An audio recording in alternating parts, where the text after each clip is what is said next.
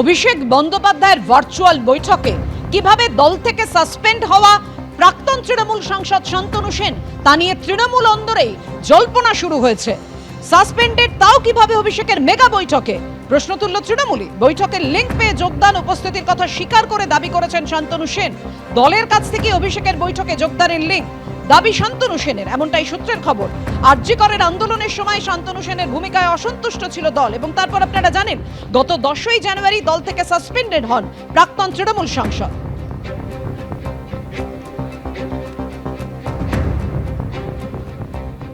Suspended, কিন্তু তা সত্ত্বেও কিভাবে অভিষেকের মেগা বৈঠকে শান্তনু সেন তা নিয়ে প্রশ্ন উঠেছে তৃণমূলের অন্দরেই। আর এই নিয়ে কুণাল ঘোষ ঠিক কি বলেছেন শোনাবো। আমি একেবারেই বলতে পারবো না। ডক্টর শান্তনু সেন আমাদের প্রাক্তন সাংসদ, এবং তার সম্পর্কে কোনো একটি সিদ্ধান্তের কথা আমি শুনেছিলাম, পরবর্তীকালে আমি এই দেখেছি। ফলে এ বিষয়টা আমার বলার কোনো এখতিয়ার নেই। যারা সাসপেন্ড করেছিলেন, যারা বৈঠক আমন্ত্রণের দায়িত্বে, শীর্ষ নেতৃত্বের বিষয়, ফলে আদার ব্যাপারই আমি জাহাজের খবর রাখতে চাই না।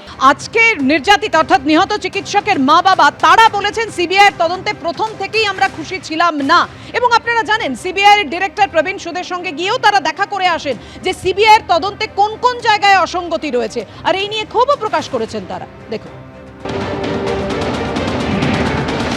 সুপ্রিম কোর্ট যে সুমোটো নিয়েছিলেন ওটা হাইকোর্টের কাছে ছেড়ে দিয়েছেন।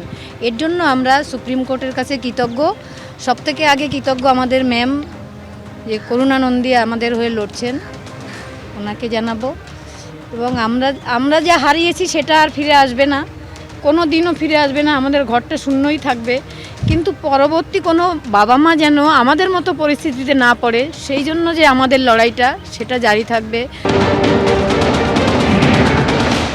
সবচেয়ে দুঃখের বিষয় হচ্ছে কিরকম জায়গায় বাস করি যে 7 মাস বাবা হয়ে মেয়ের মৃত্যুর তার উদাহরণপত্র নেওয়ার জন্যে একবার বড় অফিস, একবার স্বাস্থ্য ভবন, একবার আরজি কর হসপিটাল। আজকে প্রায় 1 মাস ধরে প্রথমে মৌখিক বলি দেয় না, তারপর লিখিত, বাধ্য হয়ে লিখিত অ্যাপ্লিকেশন করি, তারপরে এই করতে করতে তবুও আজকেও এক পর্যন্ত দিতে পারিনি। সিবিআইয়ের কাছে এই বিষয়টা বলেছি, কিন্তু কোনো রকম সুরাহা হয়নি। হাইকোর্টে যখন গেছে আমরা এই সমস্ত ব্যাপারগুলো খুব তাড়াতাড়ি তুলতে পারবো, এবং সিবিআইকেও আমার বলার থাকবে যে তারাও যেন ঠিকঠাক মতো তদন্ত করে এই মেয়ের যে ন্যায় বিচার সেটা যেন আমরা পাই। মেয়ের ন্যায় বিচারের জন্য কারো কাছে যেন আর না ঘুরতে হয়।